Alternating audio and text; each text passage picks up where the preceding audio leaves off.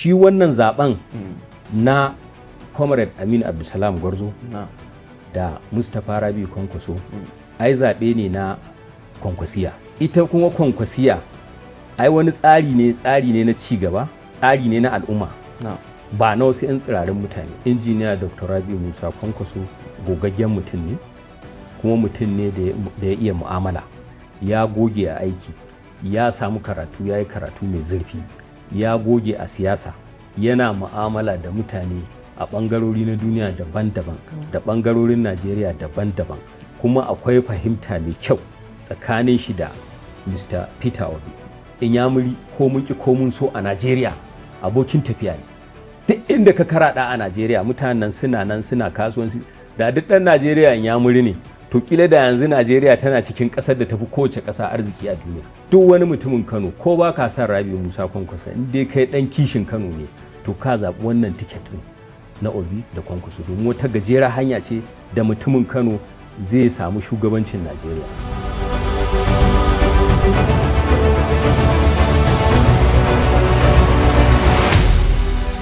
Masu kallo assalamu alaikum, barkanmu da sake kasancewa da ku a cikin sabon shirinmu na Kwankwasiyya Babban Zaure. Shiri ne da yake kawo jagorori 'yan siyasa wanda suke tsarin Kwankwasiyya da kuma jam'iyyar NDC. A yau mun samu tsohon shugaban hukumar zaɓe mai zaman kanta wato kansek, kuma sakataren jam'iyyar NDC na jihar Kano, wanda a yanzu shine ɗan takarar majalisar tarayya wanda zai wakilci karaye da rogo, wato Profesa Salisu Muhammad Tudun kaya. Ranka daɗe, barka da shigowa. Na gode. Ranka daɗe, a bisa al'ada ta wannan shirin akan gabatarwa da masu kallo kai da kuma tarihi dan takaitacce yadda aka tsinci kai a siyasa.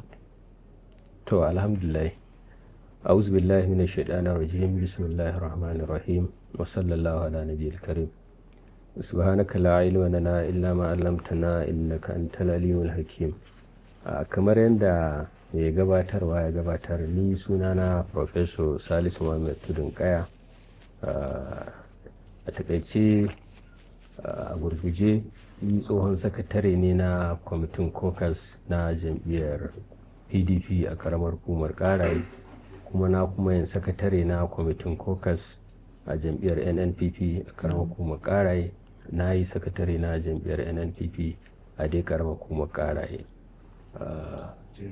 Kama kuma yadda ya gabatar, ni tsohon kwamishina ne a hukumar zaɓe mai zaman kanta ta jihar Kano, kuma tsohon shugaban riko ne na wannan hukuma. Sannan bayan gajeren zaman da muka yi a jam'iyyar ADC, na yi sakataren kuɗi na jam'iyyar ADC a jihar Kano. A halin yanzu ni ne sakataren jam'iyyar NDC a jihar Kano, kuma ina takara ta kujerar majalisar wakilai ta mazaɓar karaye da rogo a ƙarƙashin jam'iyyar NDC. Wannan shine a takaice. To masha Allah, ranka daɗe, duba da ganin cewa jam'iyyar ku sabuwar jam'iyya ce, kuma akwai wasu jam'iyyu musamman arewacin Najeriya yanzu, akwai jam'iyyar ADC sannan ga NDC, sannan waɗannan jam'iyyun kusan su ne manyan jam'iyyun adawa wanda za su kara da jam'iyyar APC a matakin ƙasa da jiha da sauran makamai. Kana ganin jam'iyyar ku ta NDC za ta iya kawo ƙarshen jam'iyyar APC? Ƙwarai ma kuwa. Wannan ai insha Allahu muna ganin alamun faruwar haka din. Shi wannan tsarin na jam'iyyar NDC gaskiya ne sabon tsari ne, amma dai ko da ya zo bai zo da wasa ba. Wadda abubuwan da ya kamata a yi domin a samu nasara an yi su. Haɗa Mr. Peter Obi da Rabi'u Musa Kwankwaso, wannan kawai ya ishe ya girgiza duk jam'iyyun nan da ka lissafo. Kuma haɗi ne ba na wasa ba. An duba mutane wanda suke da abin da ake ce ma grassroots support. An haɗa wanda ake ce ma obedience da kuma wanda ake ce ma mutanen Kwankwasiyya. Sannan wannan ticket ɗin is a balanced ticket. An yi la'akari da kowane sashi da kowane addini na ƙasa, ba kamar wasu tickets ɗin ba da ba su da balance. Kuma ba mu da ƙalubale na wata matsaloli na siyasa. Insha Allahu wannan bana ko raba ɗaya biyu. Insha Allahu za mu ci zaɓe, za mu kada jam'iyyar APC a zaɓe, a kowane mataki. Shi yasa nake so in yi amfani da wannan dama a kodayaushe na samu kaina irin wannan yanayin na kan yi haka. Ina so in ja hankalin mutane musamman al'ummar jihar Kano. Wannan lokaci da muka samu kanmu a ciki lokaci ne da ni dai a tarihi ban san lokacin da muka same shi ba, ma'ana tarihi na siyasa. Tun a jamhuriya ta farko prime minister wannan ƙasa ya fito daga jihar Bauchi. Ina magana ne akan zaɓe, shine Alhaji Sa Abubakar Tafawa Balewa. Bayan fitowar shi daga jihar Bauchi akwai premier na jihar Arewa Alhaji Sa Ahmad Bello Sardauna da ya fito daga Sokoto. Duk bayan wa'annan aka zo aka yi Alhaji Shehu Shagari ya zama shugaba mai cikakken iko na farko a Najeria daga jihar Sokoto. An zo an yi Alhaji Atiku Abubakar ya mataimakin shugaban ƙasa daga jihar Adamawa shekara 8. Bayan haka Alhaji Namadi Sambo ya yi mataimakin shugaban ƙasa shi ma daidai gwargwado daga jihar Kaduna. Idan ka je jihar Katsina Alhaji Umar Musa Yar'adua ya yi shugaban ƙasa. Alhaji Muhammadu Buhari ya yi shugaban ƙasa. Akwai wani mutumin Katsina ban sani ba ko kun san shi a nan gurin. Ya rasu Alhaji Shehu Musa Yar'adua. Yaya ne a wajen Alhaji Umar Musa Yar'adua. An zuba zaɓe yana gab da cinye zaɓe aka dakatar da harkar. Mutum 3 daga Katsina sun yi shugaban ƙasa. Sun yi takara ta shugaban ƙasa, takara mai daraja ba takara ta gangan ba. Duk bayan wa'annan daga jihar Borno yanzu mataimakin shugaban ƙasa daga jihar Borno yake. An taba zaben wani mutum da ake cewa ambasada Baba Gana Kingibe daga dai jihar Borno a matsayin mataimakin shugaban ƙasa shi ba a rantsar ba. Duk wannan tsarin ka dubo shi da shi da Abiola kenan ko? Da shi da Abiola. Duk wannan tsare-tsaren ka dubo su na yi magana ne akan yankinmu na arewacin Najeriya. Amma zanna idan ka duba ka ɗauki jihar Kano. Jihar mu ta Kano jiha mai daraja. Cibiyar kowa ya yadda a ƙasar nan, ba ma a ƙasar nan ba har a ƙasashen waje an yadda jihar Kano ita ce cibiyar kasuwanci ta arewacin Najeriya. An yadda ita ce cibiyar siyasa ta arewacin Najeriya. Duk ɗan Najeriya ya sani a aikace. An ga irin yadda jihar Kano ta zama headquarter yayin da Buhari yake neman shugabancin Najeriya da kuma irin aiki da rawar da ta taka. Jihar Kano masauki ne na ƙabilu daban-daban a faɗin ƙasar nan. Babu ƙabilar da babu a jihar Kano kuma suna zaune lafiya ba tsangwama. A wannan jihar tamu ta Kano. Jihar Kano ita tafi kowace jiha yawan jama'a a ƙasar nan. Tambayar a nan ita ce duk wannan matsayin da gudunmawa da jihar Kano take bayarwa a ɓangaren tattalin arziki. Me ya faru ɗan jihar Kano bai yi mataimakin shugaban ƙasa ba? Me ya faru ɗan jihar Kano bai yi shugaban ƙasa ba? In aka cire na mulkin soja, in aka cire zaɓaɓɓe nake magana da zaɓaɓɓe a kan zaɓaɓɓe nake magana, mulki na farar hula nake magana na zaɓe. Ya aka yi jihar Kano bata samu wannan matsayin ba? Me ya same mu? Mun fahimci haka kuwa? Anya kuwa mun yi wa jihar Kano abin da ya dace da ita? To duk amanta da waɗannan abubuwan da suka faru a baya. Yanzu dai na yi wannan tsokaci ne domin in fahimtar da mutane cewa akwai kalubale a gaban. Jihar mu jiha mai daraja. Ita ya kamata a ce tana kan gaba wajen jagoranci na arewacin Najeriya. Amma an bar mu a baya. Abin da ya sa nake wannan kiran saboda Allah ya kawo mu wani lokaci da jihar nan ta samu dama ta goge wancan tarihi, dama ta shiga jerin jihohin da suka samar da shugaban ƙasa da ma mataimakin shugaban ƙasa.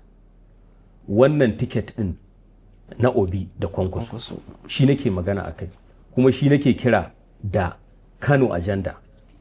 Duk wani mutumin Kano ko ba ka san Rabi Musa Kwankwaso in dai kai ɗan kishin Kano ne to ka zaɓi wannan tiket ɗin na Obi da Kwankwaso domin wata gajera hanya ce da mutumin Kano zai samu shugabancin Najeriya. Ranka daɗe, a wannan maganganun da kai shi injiniya Dr. Rabi Musa Kwankwaso takarar mataimakin shugaban kasa ya fito, kana ganin idan Allah ya ba su aran rikin wata wannan kasa ta Najeriya za a ba shi dama ya gudanar da mulkin da ya kamata, duba da ganin cewa din da aka ce wani mataimaki ne to kusan bi yake sai abin da shugaba ya ce, kana ganin za a ba shi wannan damar?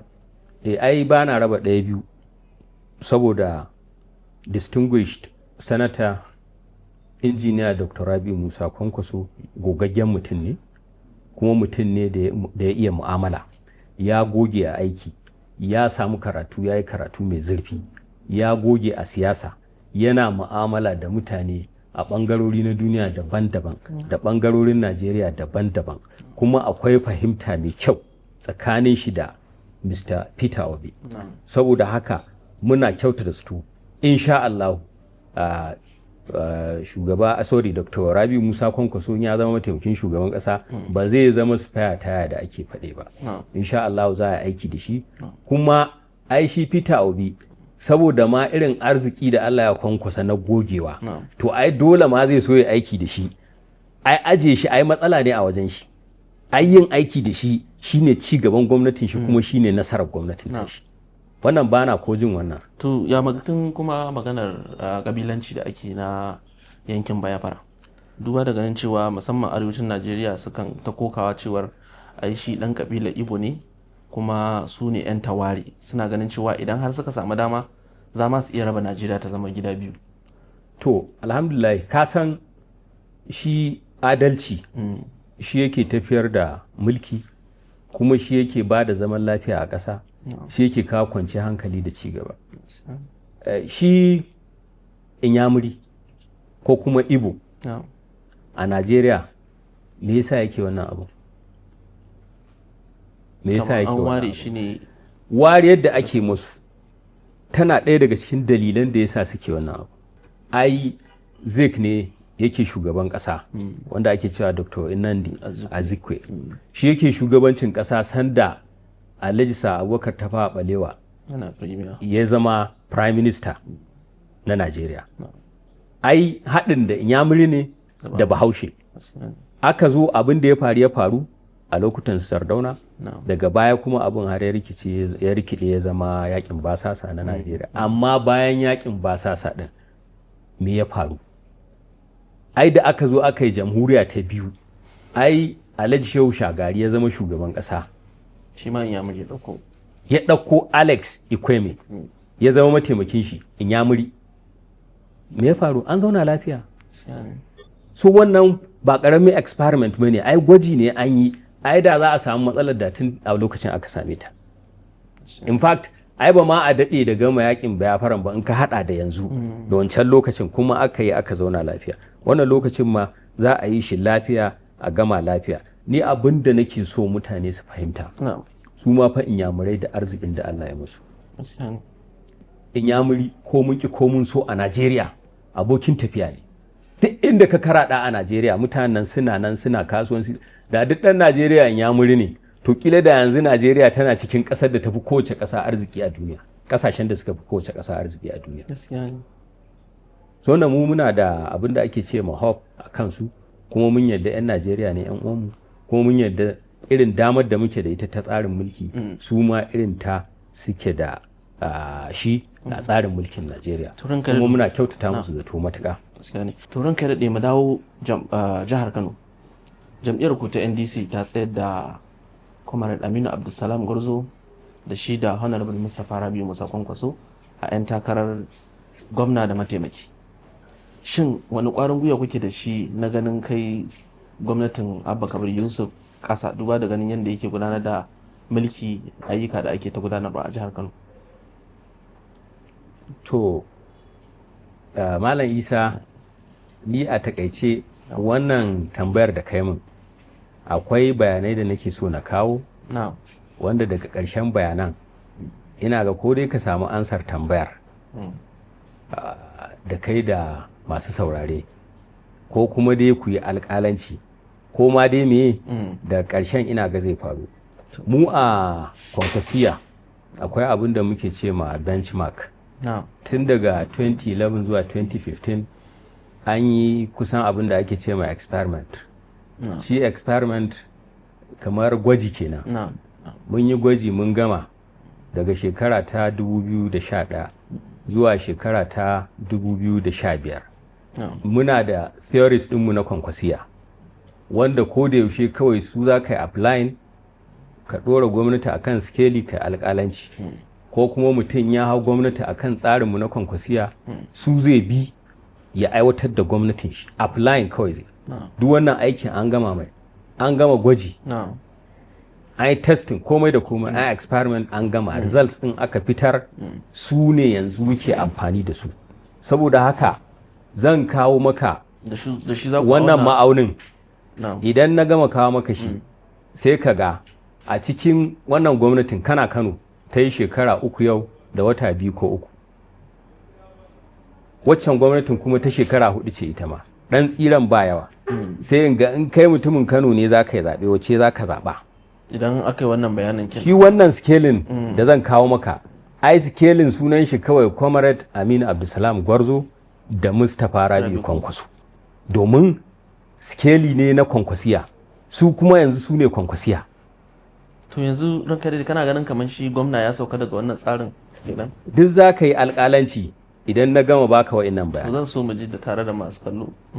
A wannan benchmark din namu a experiment din da muka yi tsakanin shekara ta 2011 zuwa shekara ta 2015 lokacin mulkin injiniya Dr. Rabi Musa Kwankwaso, a yi dusa na aka yi wannan aiki.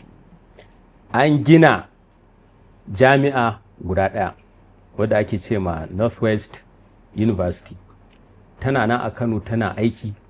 Jami'a ce mai daraja, jami'a ce da take cike da yara matasa masu jini a jiki, sun yi karatu daga kasashen duniya daban-daban, suna nan wasu yanzu duk sun zama associate professors.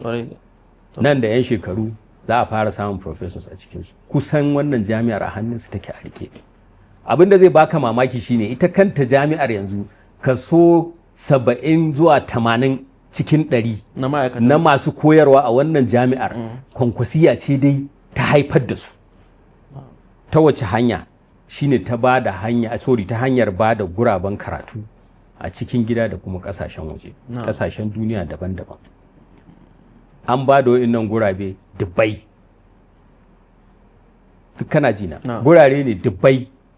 Ana tunanin guraren nan tsakanin 3,000 zuwa 4,000 guraba sun yi karatu a fannoni daban-daban, a fannonin harkar likitanci, a fannonin injiniya, fannoni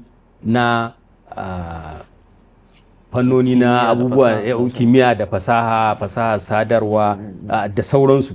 Wasu ma tukin jirgin sama suka koyo a cikin waɗannan guraben karatun da aka ba. Wasu ma sun koyi irin aikace-aikace a tashoshin jiragen ruwa da kuma harkar sufuri na jiragen ruwa. Wannan ba ƙaramin tunani aka yi anan ba. Ni na san irin su duk da ba su da yawa sosai, amma suna nan sun samu damammaki da yawa, kuma suna taimakon jihar Kano, suna taimakon iyalinsu, suna taimakon Najeriya. Bayan wannan aka zo aka gina ajujuwa da masu bene da marasa bene sama da 5,000 a matakin firamare kenan, a matakin secondary school da matakin firamare. Ajujuwa sama da 5,000 aka gina tsakanin shekara ta 2011 zuwa shekara ta 2015. Aka samar da sababbin secondary schools guda 230, sama da 230 sababbin secondary schools sama da 230 a wannan jihar. Ni kaina a karamar hukumata ta Karaye muna da government science and technical college wadda da tana mazauninta ba na dindindin ba. A lokacin na injiniya Dr. Rabi Musa Kwankwaso ya gina mata mazauni na dindindin aka kai ta. An gina mana makaranta da muke cewa Jankwano secondary school tun da guda aka gina. An zo an gyara wani mahallin an mayar mana da shi government technical college Karaye. Kawai yanzu ana lissafo maka guda 3. Haka aka yi su a wannan jihar ta Kano. Duk a lokacin injiniya Rabi Musa Kwankwaso. Duk a lokacin injiniya Rabi Musa Kwankwaso. A cikin wayannan makarantun na secondary an yi technical colleges, an ma yi makarantun koyon faransanci, an ma yi makarantar koyon chinese, an ma je nijar, an gina wa 'yan jihar kano makaranta. Duk a wannan gwamnatin aka yi shi. Bayan haka ni na sani an gina ɗakunan bincike kimanin 100 ɗakunan bincike da ake ce ma laboratories ɗin nan. Kowa ya sani muna da ƙarancin su. Haka aka sa aka giggina su a ɓangarori daban-daban na jihar Kano, saboda makarantunmu su rika samun dama ta shiga wa'innan ɗakunan suna aiwatar da abin da ake ce ma gwaje-gwaje. Bayan haka an gina gidajen malamai. Kowa ya san matsalar da mutanen karkara suke fuskanta. Akwai za a kai malami ƙwararre daga wani gari a kai shi ƙauye bai da masauki. Ni kaina an gina guda ɗaya a garinmu na Tudun Kaya. Yanzu in ka je Tudun Kaya zan kai ka gurin ka gani. Duk wayannan ayyukan da nake maka lissafi ayyuka ne wa'inda ko ka ji labari ko ka gani ko ma ka yi amfani da wasu daga ciki. A ɓangaren ilimi na firamare aka zo aka yi firamare ta kwana, ina tunanin a Minjibir. Idan wata gwamnatin ta hau ta yi firamare ta kwana ta ƙara, ai ƙari ne. Amma abin tambaya shine ma yanzu ma nan primary school din tana nan, ita wadda aka gina ta kwana din, ku ne yan jarida sai ku binciko mana a Minjibir aka yi ta, ina ji. So bayan haka a wannan gwamnatin ana ba ma ɗalibai kayan makaranta da ake ce ma uniform kyauta, kuma in suka je makaranta, yayin da suka je makaranta za su ci abinci kyauta. An samar da kayan aiki a kowane ƙauye makarantar ku take, kai ka sani a lokacin malaman makarantar firamare shaidu ne, su ne shaidata. An kai isassun kayan aiki makarantun nan, littattafai ne, littattafan karatu ne, textbooks, alli ne, maka ce, abin goge, kayan aiki ba wanda ba a kai ba a makarantunmu a wannan lokaci. So duk abubuwan nan an yi su ne a gwamnati ɗaya. Daga shekara 2011 zuwa 2015.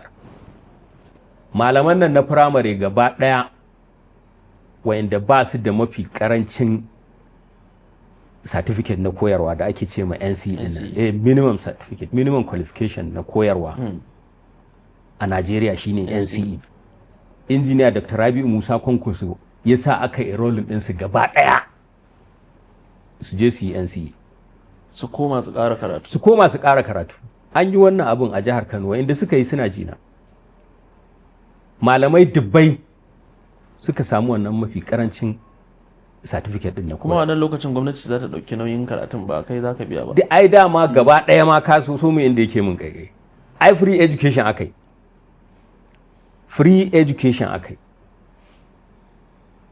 Shi malami ya samu karatu ba iya nasin bo innan akwai ɗalibai wanda suka a lokacin su sun san a wayannan 'yan shekarun da aka yi wannan free education din, ko ma dai shekara nawa ne, sun san ba su biya kuɗin makaranta din ba, sai dan abin da ba a rasa ba wanda makaranta take karba domin gudanar da al'amura na makaranta. Bayan wannan aka zo a wajen bunƙasa ƙauyuka da birane, an yi aikace-aikace na mai ake cewa ne gadojin sama irin flyover. An yi underpass. In fact wa'innan su ne gadojin sama na farko da kuma underpasses, hanyoyin ƙasa na farko da muka fara samu a jihar Kano. Wannan legacy ne na Kwankwasiyya, ko mutum ya ki ko mutum ya so.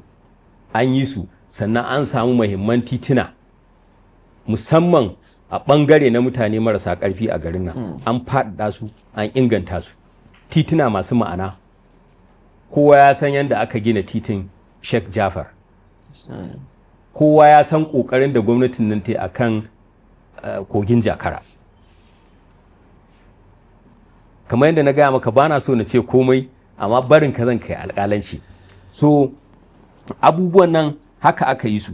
Wannan titunan da ake cewa na kilomita 5 ɗin nan, ainihin su wannan gwamnatin ce ta samar da su, ita ta fara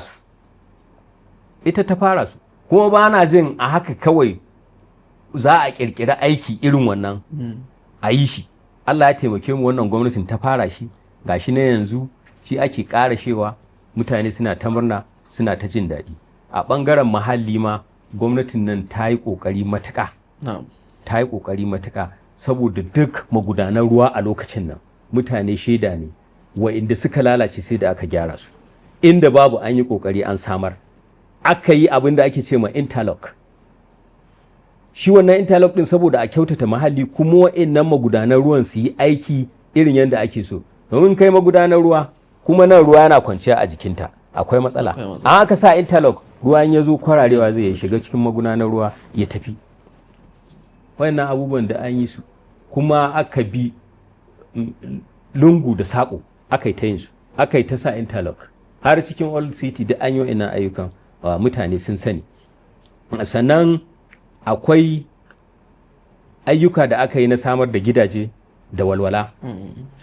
Aka gina manya-manyan birane guda 3. Akwai birnin Kwankwasiyya, akwai birnin Amana, akwai birnin Bandirawo. Gidaje ne dubbai aka yi, ba kuma na wasa ba. Aka yi tituna, aka samar da abubuwan jin daɗin rayuwa a wa'innan biranen. Birane ne na gaske ba na ƙarya ba. Isa akwai sanda a wannan gwamnatin aka samu ambaliyar ruwa a wasu ƙauyuka. Gwamnatin nan ta je ta wancan lokacin ta injiniya Dr. Rabi Musa Kwankwaso ta je ta gina gidaje ɗarurruka a wa'innan ƙauyukan. Ɗarurruka aka ba mazauna ƙauyukan nan gidajen nan kyauta su shiga. Waɗanda gidajen su ruwa. Ban sani ba ko ka taɓa jin labari. Tabbas wanda ruwa ya taɓa musu. Wa'inda ruwa ya taɓa wa gidaje. Wasu kuma garinsu ainihin settlement ɗin ya yi kusa da rafi dama. To sai aka ɗan matsa inda ya dace a yi mahalli aka gina masu gidaje aka ce su shiga kyauta. Ban sani ba ko ka taɓa jin wannan labarin. A wannan gwamnatin mata suke haihuwa kyauta. Ban sani ba ko ka san wannan. Su matan da suka haihu a nan lokacin shaida ne. Mata sun haihu kyauta. An duba harkokin wasanni. An gyara filaye.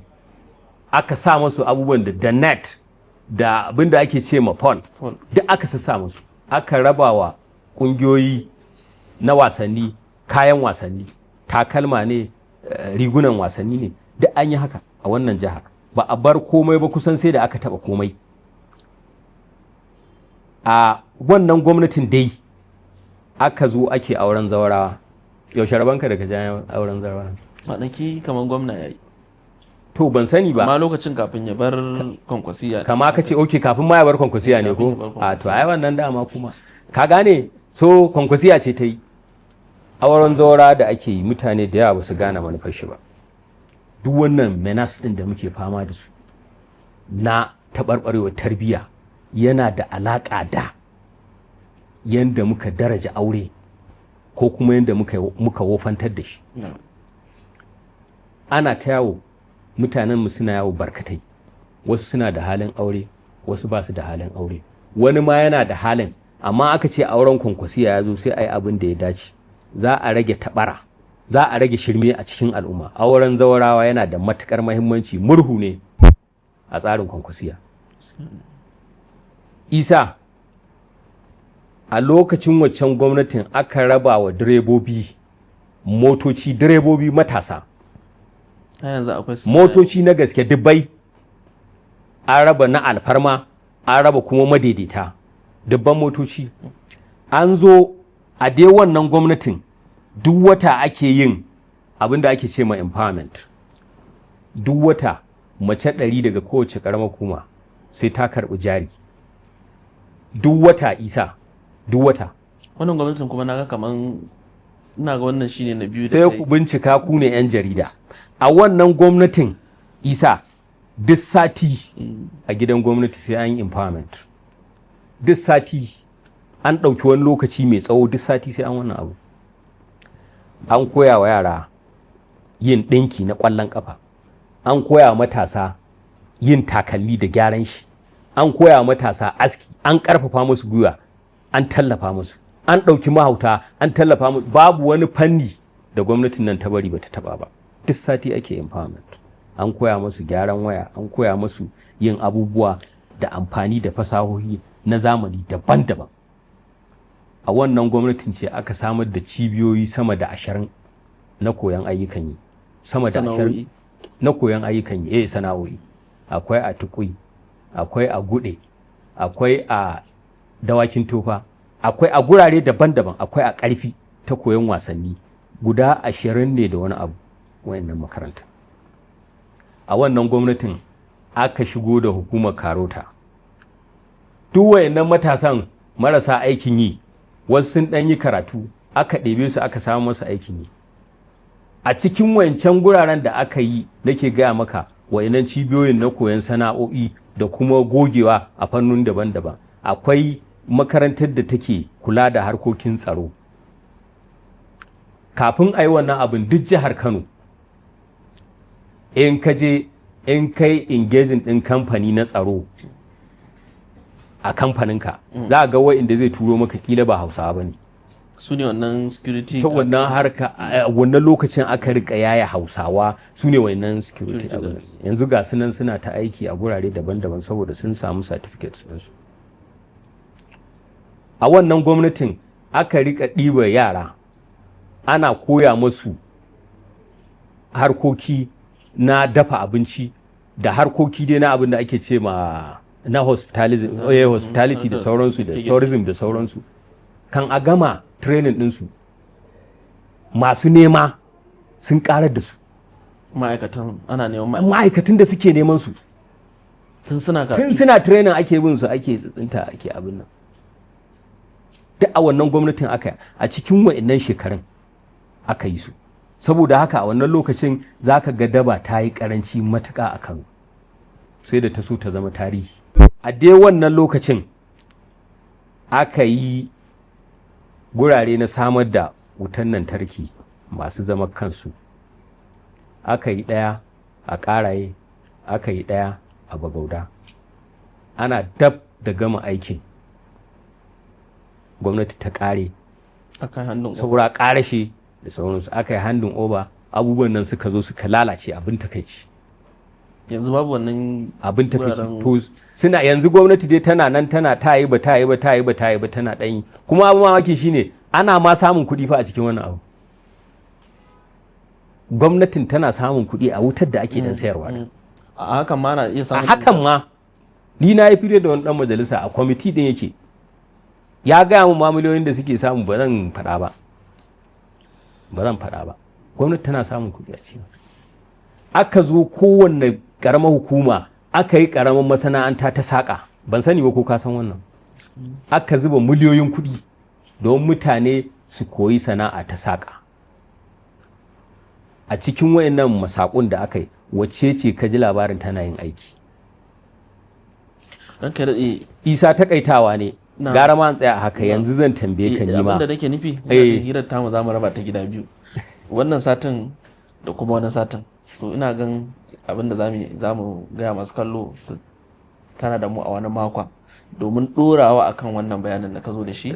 Sannan daga ƙarshe kuma sai mu ga su masu zaɓe da al'ummar gari sai su yi alƙalanci. Yanzu kai in mai zaɓe ne tsakanin wannan tsarin da kuma gwamnatin da kake da ita a yanzu ce za ka zaɓa? Zan yi tunani ranka da za ka yi tunani?